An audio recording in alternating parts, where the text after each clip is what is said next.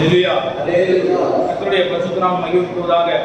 கர்த்தர் ஆராதிக்கும்படியாய் கூடி வந்திருக்கிற அனைவரையும் மீண்டும் வரப்போகிற இயேசு நாமத்தினாலே வாழ்த்துகிறேன், வரவேற்கிறேன்.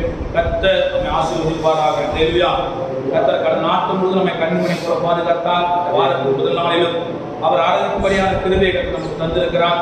சபைகள் மீண்டும் திறக்கப்பட்டது. சபையில வந்து ஆராதிப்பது கர்த்தர் நமக்கு கொடுத்த ஒரு கிருபை மாத்திரமே. அல்லேலூயா. தேவன் நம்ம மேல் வைத்த மேலான கிருபை. நாளிலே அவரை ஆராதிக்கும்படியாய் சபையில கர்த்தர் நம்மை கூட்டி சேர்த்திருக்கிறார். கர்த்தரோட நாமம் மகிமைப்படுவதாக. தேவ நம்மத்திலே பலத்த காரியங்களை செய்வாராக. நம் செய்திக்கு கடந்து போவோம். கர்த்தர் நம்மோடு பேசும்படியாய் தேவ நம்மத்தில் இடைபடும்படியாக நம்ம செபித்து இதயத்தின் ஆழத்திலிருந்து கர்த்தர் சமூகத்தில் காத்திருப்போம். கர்த்தர் நம்மோடு பேசுவாராக. எடுத்து ஒரு வாசிக்கலாம். சங்கீதங்கள் புஸ்தகம் 16ஆம் சங்கீதம் அதனுடைய 8வது வசனம். சங்கீதங்கள் புஸ்தகம் 16ஆம் சங்கீதம் அதனுடைய 8வது வசனம். கர்த்தரை எப்பொழுதும் எனக்கு முன்பாக வைத்திருக்கிறேன், அவர் எனது வலது பாசத்தில் இருக்கிறபடியால் நான் அசைக்கப்படுவதில்லை. அல்லேலூயா. சங்கீதக்காரன் சொல்லுகிறான், கர்த்தரை எப்பொழுதும் எனக்கு முன்பாக வைத்திருக்கிறேன், அவர் என் வலது பாரசத்தில் இருக்கிறபடியால் நான் அசைக்கப்படுவதில்லை. தாவீது சொல்கிறார், இயேசு கிறிஸ்து என் வலது பாரசத்தில் இருக்கிறபடியால் நான் அசைக்கப்படுவதில்லை. தாவீது தான் எழுதின சங்கீதத்தில் சொல்லுகிற இந்த வார்த்தை, நான் அசைக்கப்படுவதில்லை. அதுல 16ஆம் சங்கீதத்திலே மேற்பகுதியில் சொல்லப்படுகிறது, தாவீது எழுதின மிக்காம் என்னும் பொற்பான கீதம் என்று சொல்லி சொல்லப்படுகிறது. அவருடைய கீதமாய் இந்த வார்த்தை சொல்கிறார். அதுதான், கர்த்தரை எப்பொழுதும் எனக்கு முன்பாய் வைத்திருக்கிறேன், அவர் என் வலது பாகத்தில் இருக்கிறபடியால் நான் அசைக்கப்படுவதில்லை என்று சொல்லி. அல்லேலூயா. நான் அசைக்கப்படுவதில்லை என்கிற இந்த வார்த்தையின் மூலமாக இந்த மத்தியில் ஒரு 2 காரியங்களை குறித்து பேச நான் ஆசைப்படுகிறேன். நான் அசைக்கப்படாமல் இருப்பதற்கு யார் காரணம்? என்னுடைய அந்த அசைக்கப்படாமல் இருப்பதற்கு நான் யார் மேலே என்னுடைய அஸ்திபாரத்தை வைத்திருக்கிறேன் என்று சொல்லி நம்ம பார்க்கும்போது 2 காரியங்களை குறித்து நான் உங்கள் மத்தியில் பேச விரும்புகிறேன். ஒன்று, ஜெபம் என்னும் அஸ்திபாரம் கண்மலையான இயேசு கிறிஸ்து மேல் இருக்கும்போது நான் அசைக்கப்படுவதில்லை. அல்லேலூயா.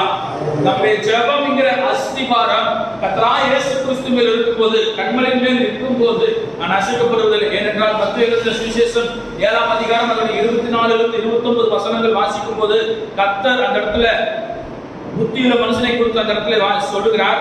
மத்தேயு 7ஆம் அதிகாரம் அதனுடைய 24வது வசனத்திலிருந்து வாசிக்கும் போது, ஆகையால் நான் சொல்லிய இந்த வார்த்தைகளை கேட்டு இவைகளின்படி செய்கிறவன் எவனோ அவனை கண்மலையின் மேல் தன் வீட்டை கட்டின புத்தியுள்ள மனுஷனுக்கு ஒப்பிடுவேன் என்று சொல்லி கர்த்தராகிய இயேசு கிறிஸ்து தன் வாய்மொழி கொண்டு சொல்லுகிறான். கண்மலையின் மேல் கட்டின வீட்டை கட்டின புத்தியுள்ள மனுஷனுக்கு ஒப்பிடுவேன் என்று சொல்லி. அல்லேலூயா. நான் அசைக்கப்படாமல் இருப்பதற்கு ஒரே காரணம், என்னுடைய அஸ்திபாரம் கர்த்தராகிய இயேசு கிறிஸ்து கண்மலையாய் இருக்கிற கிறிஸ்து மேல் இருக்கும்போது நான் அசைக்கப்படுவதில்லை. 2வது நாம் குறித்து பார்க்கும்போது, விசுவாசம் என்னும் அஸ்திபாரம் கிறிஸ்துவின் மேல் இருக்கும்போது நான் அசைக்கப்படுவதில்லை. இந்த 2 காரியங்களை குறித்து உங்கள் மத்தியில் நான் பேச ஆசைப்படுகிறேன். கர்த்தர் வார்த்தையின் மூலமாய் உங்கள் மத்தியில் இடம்பெறுவாராக. அல்லேலூயா. நான் அசைக்கப்படாமல் இருப்பதற்கு என்னுடைய அஸ்திபாரம் எப்படிப்பட்டதா இருக்க வேண்டும் என்று சொல்லி நம்ம பார்க்கும்போது, கர்த்தராகிய இயேசு கிறிஸ்து மேல் என்னுடைய அஸ்திபாரம் இருக்கும்போது நான் அசைக்கப்படுவதில்லை. ஏனென்றால் அந்த மத்தேயு எழுதின சுவிசேஷ புத்தகத்தில் 25ஆம் வசனம் சொல்லப்படுகிறது, பெருமலை செறிந்தும் பெருபலம் வந்தும் காற்று அடித்தும் அந்த வீட்டின் மேல் மோதியும் அது விழவில்லை, ஏனென்றால் அது கண்மலையின் மேல் அஸ்திபாரம் போடப்பட்டிருந்தது என்று சொல்லி. அல்லேலூயா. அது அசைக்காமல் இருப்பதற்கு, அந்த வீடு அசைக்காமல் இருப்பதற்கு அவர் போடப்பட்ட அஸ்திபாரம் எப்படியா? கண்மலையின் மேல் போடப்பட்ட அஸ்திபாரமா. அல்லேலூயா. நம்முடைய ஜெபம் எப்படிப்பட்டதா இருக்க வேண்டும்? நம்முடைய ஜெபம் யார் மேலே அஸ்திபாரமா இருக்க வேண்டும் என்று சொல்லி பார்க்கும்போது, கிறிஸ்துவின் மேல் நம்முடைய ஜெபம் என்னும் அஸ்திபாரம் இருக்கும்போது நாம் அசைக்கப்படுவதில்லை. அல்லேலூயா. நாம் தேவ சமூகத்தில் அனுதினமும் ஜெபிக்கிற ஜெபப்பிள்ளைகளா இருக்கிறோம். நம்முடைய அஸ்திபாரம் கர்த்தராகிய கிறிஸ்துவினுடைய அந்த கண்மலையின் மேல் இருக்கும்போது நான் அசைக்கப்படுவதில்லை. அந்த ஜெபம் என்னும் அஸ்திபாரம் கிறிஸ்துவின் மேல் இருக்கும்போது நான் அசைக்கப்படுவதில்லை. அப்படி கிறிஸ்துவின் மேல் அஸ்திபாரம் போடப்பட்ட ஒரே ஒரு ஜெப வீரனை குறித்து மத்தியில் நான் பேச விரும்புகிறேன். தானியேல் எழுதின தீர்க்கதரிசன புத்தகம் அதனுடைய 6ஆம் அதிகாரம் அதனுடைய 10வது வசனம். தானியேல் புத்தகம் 6ஆம் அதிகாரம் அதனுடைய 10வது வசனம். தானியேலோ என்றால் அந்த பத்திரத்துக்கு கையெழுத்து வைக்கப்பட்டது என்று அறிந்த போதிலும் தன் வீட்டுக்குள்ளே போய் தன் மேல் அறையிலே எருசலேமுக்கு நேராக பலகணிகள் திறந்திருக்க அங்கே தான் முன் செய்து வந்தபடியே தினமும் 3 வேளை தன் தேவனுக்கு முன்பாக முழங்கால் படியிட்டு ஜெபம் பண்ணி ஸ்தோத்திரம் செலுத்தினான் என்று சொல்லி பார்க்கிறோம். அல்லேலூயா. தானியேல் தன் தேவனுக்கு முன்பாக முழங்கால் படியிட்டு 3 வேளை ஜெபிக்கிற ஒரு தேவ மனிதனாக இருந்தான். 3 வேளை ஜெபிக்கிற தேவ மனிதனோட அஸ்திபாரம் எப்படியா? கர்த்தராகிய கர்த்தராகிய இயேசு கிறிஸ்துவின் தன்னுடைய அஸ்திபாரம் இருந்தபடியால் தானியேலுக்கு வந்த அந்த போராட்டத்திலிருந்து தானியேலை ஒருவராலும் அசைக்க முடியவில்லை. அதுக்கு ஏன் இந்த காரியம் வந்தது என்று சொல்லி பார்க்கும்போது அதே 6ஆம் அதிகாரத்தில் 1-3 வசனங்கள் வாசிக்கும் போது ராஜ்யம் முழுவதும் ஆளும்படிக்கு தேசாதிபதிகளையும் அவருக்கு மேலாக 3 பிரதானிகளையும் உருவாக்க வேண்டும் என்று சொல்லி ராஜா நினைத்த சமயத்தில் அந்த 3 பிரதானிகளில் ஒருவன் தான் தானியேல். அந்த தானியேலுக்கு விசேஷித்த ஆவி இருந்தபடியால் அங்கு இருக்கிற சகல சாஸ்திரிகளுக்கும் சகல ஜோசியக்காரர்களுக்கும் மேலான தன்மையை ஒரு அதிகாரத்தை ராஜாவாகிய தனி அந்த இடத்துல அவருக்கு கொடுத்திருந்தார். அது நிமித்தமாய் அங்கிருக்கிற சகல பிரதானிகளும் தேசாதிபதிகளும் தானியேலுக்கு விரோதமாய் ஒரு குற்றம் சுமத்தும்படியாய் எதனாலே குற்றம் சுமத்தும்படியாக ஆலோசனை செய்யும் போது அவன் தன் தேவனை பற்றிய வேறு விஷயத்திலே குற்றப்படுத்தும்படி முகாந்திரத்தை தேடினார்கள். யாருடைய தேவனை பற்றியா? தானியேல் வணங்குகிற கர்த்தராகிய இயேசு கிறிஸ்துவுடைய அந்த வேற விஷயத்துல தான் குற்றப்படுத்த முடியும், வேற எந்த விஷயத்திலும் குற்றப்படுத்த முடியாது என்று சொல்லி அது 5ஆம் வசனம் தெளிவாக சொல்லப்படுகிறது. அப்பொழுது அந்த மனுஷர் நாம் இந்த தானியேலை அவனுடைய தேவனை பற்றும் வேற விஷயத்திலே குற்றப்படுத்தும் முகாந்திரத்தை கண்டுபிடித்தால் ஒழிய அவனை வேற ஒன்றிலும் குற்றப்படுத்தும் முகாந்திரத்தை கண்டுபிடிக்க கூடாது என்றார்கள். பாருங்க, தானியேல் ஆராதிக்கிற, தானியேல் வணங்குகிற, தானியேல் ஜெபிக்கிற அந்த தேவனை பற்றிய வேற விஷயத்தை தான் குற்றப்படுத்த முடியுமே தவிர வேற ஒன்றுக்கும் நாம் குற்றப்படுத்த முடியாது என்று சொல்லி அங்க இருக்கிற சகல ஜோசியர்களும் சகல சாஸ்திரிகளும் சொல்லும் போது அந்த இடத்துல சொல்லப்படுது. அவன் சொல்லுகிறார்கள் அவனுடைய தேவனை பற்றிய வேற விஷயத்துல தான் குற்றப்படுத்த முடியும் என்று சொல்லி. அல்லேலூயா. தானியேல் ஜெபிக்கிற ஒரு தேவ மனிதன், ஜெபிக்கிற தன்னுடைய ஜெபத்தை அவன் விட்டுவிடவில்லை. அவன் ஜெபிக்கிற தேவ மனிதனா இருந்த போது அவனுக்கு ஒரு தடை வருகிறது ஜெபிக்க கூடாதபடிக்கு. ஆனாலும் அந்த பத்திரத்துக்கு கையெழுத்து வைத்தது அறிந்தும் தானியேல் தன் தேவனுக்கு முன்பாக முழங்கால் படியிட்டு 3 வேளை ஜெபம் செய்தார் என்று சொல்லி பார்க்கிறோம். அந்த 7ஆம் வசனம் சொல்லப்படுகிறது 30 நாள் வரைக்கும் ராஜாவை தவிர வேற எந்த தெய்வத்தையும் வணங்கக்கூடாது என்று சொல்லி. அல்லேலூயா. 7ஆம் வசனம் எவனாகிலும் 30 நாள் வரைக்கும் ராஜாவாகிய உம்மை தவிர எந்த தேவனையானாலும் மனுஷனையானாலும் நோக்கி யாதொரு காரியத்தை குறித்து விண்ணப்பம் பண்ணினாலும் அவன் சிங்கங்களின் கெபியிலே போடப்பட்ட ராஜா கட்டளை பிறப்பித்து உறுதியான தாக்கீது செய்ய வேண்டும் என்று ராஜ்யத்தினுடைய எல்லா பிரதானிகளுக்கும் தேசாதிபதிகளுக்கும் பிரபுகளுக்கும் மந்திரிமார்களுக்கும் தலைவர்களும் ஆலோசனை பண்ணி கொண்டிருக்கிறார்கள். பாருங்க, தேசத்தில் இருக்கிற எல்லோரும் ஒரு மனிதனுக்கு விரோதமாய் ஜெபிக்கிற ஒரு மனிதனுக்கு விரோதமாய் எழுப்புகிறார்கள். ஆனால் தானியேலுடைய அஸ்திபாரம் கிறிஸ்துவின் மேல் இருந்தது நிமித்தமாய் தானியேலை அசைக்க முடியவில்லை. 30 நாள் வரைக்கும் வேற எந்த தெய்வத்தையும் அவன் வணங்கக்கூடாது. 30 நாள் வரைக்கும் வேற எந்த தெய்வத்தையும் அவன் வணங்கக்கூடாது. வேற எந்த தெய்வத்துக்கு விண்ணப்பம் செலுத்தக்கூடாது என்று சொல்லி அங்க இருக்கிற சகல ராஜாக்களும் சகல மந்திரிமார்களும் எல்லோரும் தலைவர்களும் ஆலோசனை பண்ணி கொண்டிருந்த சமயத்துல அந்த பத்திரம் கையெழுத்து வைக்கப்பட்டது என்று அறிந்து தானியேல் தான் முன்பு செய்து வந்தபடியே 3 வேளையும் ஜெபம் செய்ய தொடங்கினான். ஜெபிக்கிற தானியேலின் அஸ்திபாரம் கர்த்தராகிய இயேசு கிறிஸ்துவில் இருந்தது. அதனால் அவர் அசைக்கப்படவில்லை. நீ எனக்கு 3 வேளை என்ன, நீ எந்த தெய்வத்தை ஆராதிக்க கூடாது என்று சொல்லி எனக்கு கட்டளை இட்டால் அது பரவாயில்ல.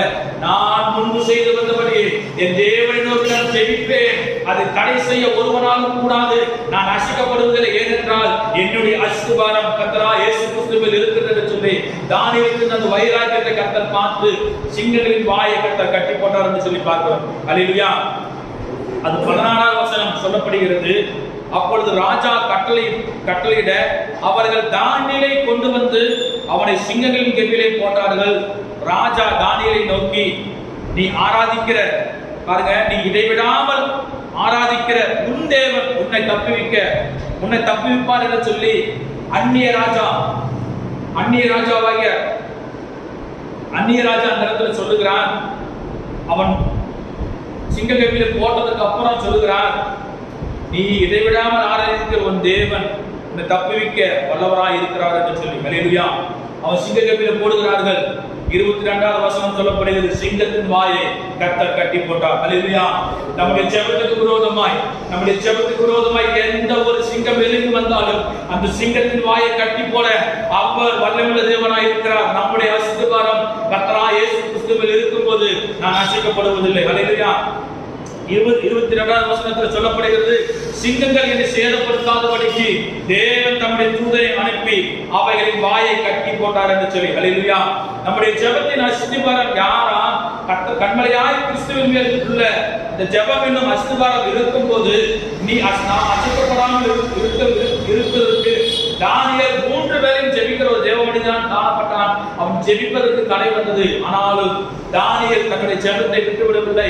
தன் தேவனுக்கு முன்பாய் 3 பேரையும் ஜெபிக்கிற ஜெபத்தை விட்டுவிடவில்லை. அவருடைய அஸ்திபாரம் கிறிஸ்துவின் மேல் இருந்ததுமாய் அவர் அசைக்கப்படவில்லை. சிங்கத்தின் வாயை கட்டி போட்டார் கர்த்தர். அல்லேலூயா. நம்முடைய ஜெபத்துக்கு விரோதமாய், நம்முடைய குடும்ப ஜெபத்துக்கு விரோதமாய் யார் எழுப்பி வந்தாலும் சரி, சிங்கம் போன்ற பிரச்சனைகள் வந்தாலும் சரி, கர்த்தர் சொல்வார், நீங்கள் செய்வதை செய்து கொண்டிருங்கள், நான் உங்களுக்காக யுத்தம் பண்ணுவேன். கர்த்தர் தூதரை அனுப்பி சிங்கத்தின் வாயை கட்டி போட்டது போல நம்முடைய ஜெபத்துக்கு விரோதமாய், நம்முடைய குடும்ப ஜெபத்துக்கு விரோதமாய் எந்த ஒரு பிசாசான போராட்டம் எழுப்பி வந்தாலும் கர்த்தர் நமக்கு முன்னின்று அதை கட்டி போட அவர் வல்லமையுள்ள தேவனா இருக்கிறார். அல்லேலூயா. ஏனென்றால் சிங்கத்தின் வாயை கட்டி போட்டவர் நம்மளுக்கு விரோதமாக எழும்புகிற எல்லா போராட்டத்தையும் கட்டி போட அவர் வல்லமையுள்ள தேவனா இருக்கிறார். தானியேலுடைய அஸ்திபாரம், இந்த ஜெபத்தின் அஸ்திபாரம் கர்த்தராகிய இயேசு கிறிஸ்துவில் இருந்தது மட்டுமாய் தானியேல் அசைக்கப்படவில்லை. நீ சிங்கத்தின் வாயில் போட்டாலும் சரி, நீ எங்க போட்டாலும் சரி, நான் ஜெபிப்பதை விட்டுவிட மாட்டேன் என்று சொல்லி அவர் உறுதியாய் இருந்த நிமித்தமாய் அவர் அசைக்காமல் பாதுகாத்தார். தேவன் அவர் பத்தியில் பலத்த காரியங்களை கர்த்தர் செய்தார் என்று சொல்லி பார்க்கிறார். அல்லேலூயா. அதே போலதான் இன்னொரு தேவ மனிதன் எலியாவை குறித்து நம்ம பார்க்கும்போது, எலியா போல பாடுற மனுஷனா இருந்தாலும் அவர் கருத்தாய் ஜெபம் பண்ணினார். ஏனென்றால் 1 ராஜாக்கள் புத்தகம் 17ஆம் அதிகாரத்தில் சொல்லப்படுகிறது, 450 தீர்க்கதரிசிகளுக்கு முன்பாக ஒரே ஒரு தீர்க்கதரிசி எழுப்பி நின்று அந்த 450 தீர்க்கதரிசி 2 ஜனங்களை நோக்கி 2 நினைவுகளாய் திகுதி நடக்கிறது. கர்த்தர் தெய்வமான கர்த்தரை பற்றி கொள்ளுங்கள், பாகால் தெய்வமான பாகாலை பற்றுங்கள் என்று சொல்லி ஒரு தீர்க்கதரிசி எழுப்பி அந்த இடத்திலே பலி செலுத்துகிற இடத்திலே சொன்ன போது ஒரே தீர்க்கதரிசி எலியா தீர்க்கதரிசி 450 தீர்க்கதரிசி பாகால் தீர்க்கதரிசி முன்பாக எழுப்பி நின்று உரத்த சத்தமாய் கூப்பிடுறார். ஏனென்றால் எலியாவுடைய அஸ்திபாரம் கிறிஸ்துவின் மேல் இருந்து மட்டுமாய் எலியாவை ஒருவரும் அந்த 450 பேரும் எலியாவை ஒன்றும் செய்ய முடியவில்லை. அக்கினியினால் பதிலளிக்கும் தெய்வமே தெய்வம் என்று சொல்லி அந்த இடத்துல தேவனுடைய நாமத்தை மகிமைப்படுத்தும்படியாய் எலியாவின் அஸ்திபாரம், எலியாவின் ஜெபம் என்கிற அஸ்திபாரம் கிறிஸ்துவின் மேல் இருந்து மட்டுமாய் கர்த்தர் எலியாவின் வார்த்தையை ஜெபத்தை கேட்டு வானத்திலிருந்து அக்கினியை இறக்கி அந்த பலியை கர்த்தர் பட்சித்து போட்டார் என்று சொல்ல பார்க்கிறோம். அல்லேலூயா. நம்முடைய ஜெபத்தின் அஸ்திபாரம் கிறிஸ்துவின் மேல் இருக்கும்போது அசைக்கப்படுவதில்லை. தானியேலின் அஸ்திபாரம் கிறிஸ்துவின் மேல் இருந்து மொத்தமாய் அவர் அசைக்கப்படவில்லை. அவர் தான் செய்து வந்த 3 வேளை ஜெபத்தை அவர் விட்டுவிடவில்லை. கர்த்தர் தானியேலை பாதுகாத்து நடத்தினார். அல்லேலூயா. இரண்டாவதாக நம்ம பார்க்கும்போது விசுவாசம் எப்படிப்பட்டதா இருக்க வேண்டுமா? நம்முடைய விசுவாசம் என்னும் அஸ்திபாரம் கிறிஸ்துவின் மேல் இருக்க வேண்டுமா? அல்லேலூயா. அப்படி ஒரு மனிதனை தனக்கு உண்டான எல்லாம் அழிவு போயிடுச்சு, தனக்கு உண்டான குமாரகுமார் எல்லாரும் அழிவு போயிட்டாங்க. ஆனாலும் அவருடைய விசுவாசத்தின் உறுதி விட்டுவிடவில்லை. யோபுவின் புஸ்தகம், யோபுவின் சரித்திரம் 1ஆம் அதிகாரம் அதனுடைய 21-22 வசனங்கள் வாசிக்கும் போது யோபு தேவனை பற்றி குறை சொல்லவும் இல்லை. எதுக்காக குறை சொல்லவில்லை என்று சொல்லி 21ஆம் வசனம் வாசிக்கும் போது, நிர்வாணியா என் தாயின் கர்ப்பத்திலிருந்து வந்தேன், நிர்வாணியாய் அவ்விடத்துக்கு போனேன், கர்த்தர் கொடுத்தார், கர்த்தர் எடுத்தார், கர்த்தருடைய நாமத்துக்கு ஸ்தோத்திரம் என்றார். இவைகள் எல்லாவற்றிலும் யோபு பாவம் செய்யவும் இல்லை, தேவனை பற்றி குறை சொல்லவும் இல்லை. அல்லேலூயா. இரண்டாவதாய் நம்முடைய விசுவாசம் கிறிஸ்துவின் மேல், நம்முடைய விசுவாசம் என்ற அஸ்திபாரம் கர்த்தராகிய கிறிஸ்துவின் மேல் இருக்கும்போது நான் அசைக்கப்படுவதில்லை. அல்லேலூயா. யோபுவுக்கு இருந்த எல்லாவற்றையும் கர்த்தர் சாத்தான் அழித்து போட்டான். இந்த இடத்துல சொல்லப்படுகிறது யோபுவின் புஸ்தகம் 1ஆம் அதிகாரம் அதனுடைய 1-2 வசனங்கள் வாசிக்கும் போது, ஊத் தேசத்திலே யோபு என்னும் பேர் கொண்ட ஒரு மனுஷன் இருந்தான். அந்த மனுஷன் உத்தமனும் சன்மார்க்கனும் தேவனுக்கு பயந்து பொல்லாப்புக்கு விலகுவனுமாய் இருந்தான். அவனுக்கு 7 குமாரரும் 3 குமாரர்களும் பிறந்தார்கள். அல்லேலூயா. யோபுவின் குமாரத்திகள் தனக்கு உண்டான விருதுச்சீவன் எல்லாம் அழிந்த போது கூட யோபு தன்னுடைய விசுவாசத்தை விட்டு விலகவில்லை. விசுவாசத்திலே உறுதியாக இருந்தார் என்று சொல்லி பார்க்கிறோம். அவருடைய குமாரர்கள் எல்லாரும் மறுத்து போனார்கள். விமானத்தில் மறைந்து போனார்கள். அவர்களுக்கு இருந்த மிருக ஜீவன், யோபுக்கு இருந்த மிருக ஜீவன்கள், ஆடு மாடு ஆட்சி எல்லாம் மறைந்து போயிற்று. ஆனாலும் அவன் யோபு சொல்லுகிறான், நிர்வாணியாய் கர்த்தரிடத்தில் வந்தேன், நிர்வாணியா அவரிடத்தில் போகிறேன். கர்த்தர் கொடுத்தார், கர்த்தர் எடுத்தார். அல்லேலூயா. இந்த வார்த்தையோட விசுவாசம் உறுதி பாருங்க. ஏனென்றால் அவருடைய விசுவாசம் அஸ்திபாரம் இயேசு கிறிஸ்து மேல் இருந்த நிமித்தமாய் அவர் கடந்த வார்த்தை சொல்லுகிறார், கர்த்தர் கொடுத்தார், கர்த்தர் எடுத்தார் என்று சொல்லி. அல்லேலூயா. 2வது அதிகாரம் 3வது வசனத்தில் சொல்லப்படுகிறது, கர்த்தர் சொல்லுகிறார், அவன் உத்தமத்திலே உறுதியாய் இருக்கிறான் என்று சொல்லி, உறுதியாய் இருக்கிறான் பார் என்று சொல்லி சாத்தானிடத்திலே கர்த்தர் சொல்லுகிறார். 3வது வசனம், அப்பொழுது கர்த்தர் சாத்தானை நோக்கி, நீ என் தாசனாகிய யோபின் மேல் கவனம் வைத்தாயோ, உத்தமனும் சன்மார்க்கனும் தேவனுக்கு பயந்து பொல்லாப்புக்கு விரோதமாயின மனுஷனாகிய அவனைப் போல பூமியில் ஒருவனும் இல்லை. சுகாதாரம் இல்லாமல் அவனை நிர்மூலமாகும்படி நீ என்னை ஏவின போதிலும் அவன் இன்னும் தன் உத்தமத்திலே உறுதியாய் நிற்கிறான் என்றார். அல்லேலூயா. பாருங்க, சாத்தான் சொல்கிறார், ஒருத்தனுக்கு விரோதமா எழும்படியாய் அவன் ஏவின போதிலும் அவன் இன்னும் உத்தமத்திலே உறுதியாய் இருக்கிறான். அந்த உறுதியாய் நிற்பதற்கு காரணம் என்னவென்றால் அவனுடைய விசுவாசம். யோபின் விசுவாசம் கிறிஸ்துவின் மேல் இருந்த நிமித்தமாய் அவனை கர்த்தர் பாதுகாத்தார். மீண்டும் அவனுடைய கையில், சாத்தானுடைய கையில் ஒப்புக் கொடுக்கிறார். 7வது வசனம் சொல்லப்படுகிறது, அப்பொழுது சாத்தான் கர்த்தருடைய சத்தத்தை விட்டு புறப்பட்டு யோபுவின் உள்ளங்கால் தொடங்கி அவன் உச்சங்களை மட்டும் கொடிய பருக்களால் அவனை பாதித்தான் என்று சொல்லி பார்க்கிறோம். அல்லேலூயா. பாருங்க, தலை முதல் உள்ளங்கால் வரைக்கும் கொடிய பருக்கள் ஓட்டை எடுத்து சுரண்டி கொண்டிருக்கிற அந்த சமயத்துல அவன் சொல்லுகிறான், அவன் மனைவி சொல்லுகிறார், 9-10 வசனங்கள். அப்பொழுது அவன் மனைவி அவனை பார்த்து, நீ இன்னும் உம்முடைய உத்தமத்தில் உறுதியாய் நிற்கிறீரோ, தேவனை தூசித்து ஜீவனை விடும் என்று சொல்லி. அல்லேலூயா. பாருங்க, தான் கட்டின மனைவி அந்த இடத்துல சொல்லுகிறான், நீ உத்தமத்தில் நிற்கிறது என்ன, நீ தேவனை தூசித்து ஜீவனை விடு என்று சொல்லும்போது அதற்கு அவன் சொல்லுகிறான், நீ பைத்தியக்காரி பேசுகிறது போல பேசுகிறாய், தேவன் கையிலே நன்மையை பெற்ற நாம் தீமை பெற வேண்டாமோ என்றான். இவைகள் எல்லாவற்றும் யோபு தன் குதிரைகளினாலே பாவம் செய்யவில்லை. அல்லேலூயா. அவருடைய விசுவாசத்தின் தன்மை பாருங்க. அவருடைய விசுவாசத்தின் உண்டான எல்லாம் அறிவு வச்சு அந்த சரீரத்தில் கொடிய பருக்களால் பாதிக்கப்பட்ட சமயத்திலும் கூட அவனுடைய விசுவாசத்திலே உறுதியாய், உத்தமத்திலே உறுதியாய் இருந்ததுமாய் கர்த்தர் அவன் ஆசீர்வதித்தார். யோபு 13:15 சொல்லப்படுகிற வசனம் என்னவென்றால், அவர் என்னை கொன்று போட்டாலும் அவர் மேல் நான் நம்பிக்கையா இருப்பேன் என்று சொல்லி. அல்லேலூயா. யார் சொல்ல முடியுங்க வார்த்தையை? அவர் என்னை கொன்று போட்டாலும் சரி, நான் அவர் மேல் நம்பிக்கையா இருப்பேன். என்னவா? அவனுடைய விசுவாசத்தின் உறுதி. நான் கர்த்தராகிய இயேசு கிறிஸ்துவினுடைய விசுவாசத்தின் அஸ்திபாரத்தில் வைத்திருக்கிறேன். அவர் என்னை அழித்து போட்டாலும் சரி, அவர் என்னை கொன்று போட்டால் அவர் மேல் நம்பிக்கையா இருப்பேன். என்னுடைய விசுவாசத்தை அசைப்பதற்கு ஒருவரால் முடியாது. ஏனென்றால் என்னுடைய அஸ்திபாரம், என்னுடைய விசுவாசத்தின் அஸ்திபாரம் கர்த்தராகிய இயேசு கிறிஸ்து மேல் வைத்திருக்கிறபடியால் நான் அசைக்கப்படுவதில்லை என்று சொல்லி. அல்லேலூயா. கர்த்தருடைய பரிசுத்த நாமம் மகிமைப்படுவதாக. நம்முடைய விசுவாசத்தின் அஸ்திபாரம் யார் மேல் இருக்கிறது? கர்த்தராகிய இயேசு கிறிஸ்து மேல் நம்முடைய விசுவாசத்தின் அஸ்திபாரம் இருக்கும்போது நான் அசைக்கப்படுவதில்லை. யோபு சொல்லுகிறார், அவர் என்னை கொன்று போட்டாலும் அவர் மேல் நான் நம்பிக்கையாக இருப்பேன் என்று சொல்லி.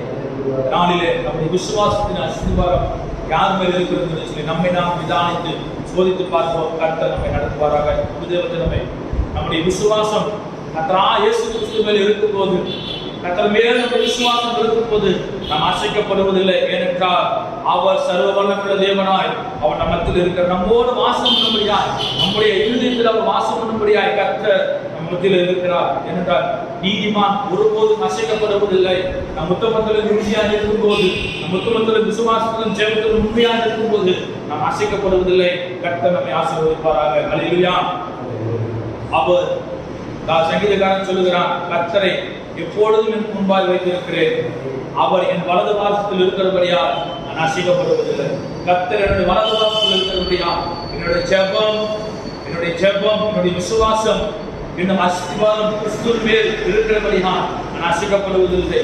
நாம் செபிப்போம், விசுவாசத்தோடு நாம் செபிப்போம். எவ்வளவு கஷ்டங்கள் போராட்டம் வந்தாலும் நம்முடைய அஸ்திபாரம் கண்மலையாக இருக்கிற கிறிஸ்து மேல் இருக்கும்போது நாம் அசைக்கப்படுவதில்லை. கர்த்தர் நம்மை ஆசீர்வதிப்பாராக. அல்லேலூயா. ஜெபிப்போமா? கண்களை மூடி கர்த்தர் பேசின வார்த்தையின் பிரகாரமாய், தேவன் நமக்கு இடைப்பட்ட வார்த்தையின் பிரகாரமாய் நம்முடைய ஜெபம் என்கிற அஸ்திபாரம், கர்த்தராகிய இயேசு கிறிஸ்துவில் இருக்க வேண்டும். ஜெபம் என்னும் அஸ்திபாரம் கர்த்தராகிய இயேசு கிறிஸ்துவில் இருக்கும்போது நான் அசைக்கப்படுவதில்லை. விசுவாசம் என்னும் அஸ்திபாரம் கண்மலையாய் இருக்கிற கிறிஸ்துவின் மேல் இருக்கும்போது நான் அசைக்கப்படுவதில்லை. தானியேலின் அஸ்திபாரம், ஜெபம் அஸ்திபாரம் கிறிஸ்துவின் மேல் இருந்த நிமித்தமாய் அவன் சிங்கத்தின் கெபியிலே போட்ட போது கர்த்தர் சிங்கத்தின் வாயை கட்டி போட்டார். யோபு விசுவாசம் என்னும் அஸ்திபாரம், யோபுடைய அஸ்திபாரம் கர்த்தராகிய இயேசு கிறிஸ்து மேல் இருந்த போது தனக்கு உண்டான எல்லாவற்றையும் கர்த்தர் அழித்து போட்டாலும் அவர் உத்தமத்திலும் விசுவாசத்திலும் உறுதியாக நின்று தேவன் இரட்டிப்பான ஆசீர்வாதத்தை கர்த்தர் கொடுத்தார் என்று சொல்லி பார்க்கிறோம். ஏனென்றால் யோபின் புஸ்தகம் 42ஆம் அதிகாரம் அதனுடைய 12வது வசனம் சொல்லப்படுகிறது. கர்த்தர் யோபின் முன்னிலைமையை பார்க்கலும் அவர் பின்னலைமையை ஆசீர்வதித்தார். 14,000 ஆடுகளும் 6,000 ஒட்டகளும் 1,000 ஏர்களும் 1,000 கழுதைகளும் அவனுக்கு உண்டாயின. 7 குமாரர்களும் 3 குமாரர்களும் அவருக்கு பிறந்தார்கள். இரட்டிப்பான ஆசீர்வாதத்தை கர்த்தர் யோபுவுக்கு கொடுத்தார். அதே போல கர்த்தருக்கு விசுவாசத்தோடு உறுதியாக இருக்கும்போது, நம்முடைய அஸ்திபாரம் உண்மையாக இருக்கும்போது நீ அசைக்கப்படுவதில்லை. நான் அசைக்கப்படாமல் இருப்பதற்கு என்னுடைய ஜெபம், என்னுடைய விசுவாசம் எனக்குள் இருக்கும்போது நான் அசைக்கப்படுவதில்லை. ஏனென்றால் கர்த்தராகிய இயேசு கிறிஸ்து மேல் என் ஜெபம் எனும் அஸ்திபாரத்தை வைத்திருக்கிறேன். கர்த்தராகிய இயேசு கிறிஸ்து மேல் விசுவாசம் எனும் அஸ்திபாரத்தை வைத்திருக்கிறேன். நான் அசைக்கப்படுவதில்லை. நான் அசைக்கப்பட்டாலும் அவர் மேல் நான் உண்மையாக இருப்பேன். அவர் என்னை கொன்று போட்டாலும் அவர் மேல் நம்பிக்கையாக இருப்பேன் என்று சொல்லுகிறேன். சமூகத்தில் ஒப்புக் கொடுப்போம். கர்த்தர் நம்மை ஆசீர்வதிப்பாராக. வானத்துக்கும் பூமிக்கும் சகல அதிகாரம் பிதாவே, அவர் வலது வாரிசுகள் இருக்கிறபடியா நான் அசைக்கப்படுவதில்லை. தகப்பனே, எங்களுடைய ஜெபம் என்னும் அஸ்திபாரம் கர்த்தராகிய இயேசு கிறிஸ்து மேல் இருப்பது நமக்கு முக்கியமாய் நாங்கள் அசைக்கப்படுவதில்லை. எங்களுடைய விசுவாசம் என்னும் அஸ்திபாரம் கண்மலையின் மேல் இருக்கிறபடியா நாங்கள் அசைக்கப்படுவதில்லை. பெருமளம் வந்தும் பெருங்காற்று அடித்தும் மழை புயல் வந்தாலும் நாங்கள் அசையாமல் இருப்பதற்கு கர்த்தாவே நீ கிருபை செய்யுங்க, நீ இரக்கம் செய்யுங்க என்று சொல்லி நாங்கள் சொல்லிக்கிறோம்.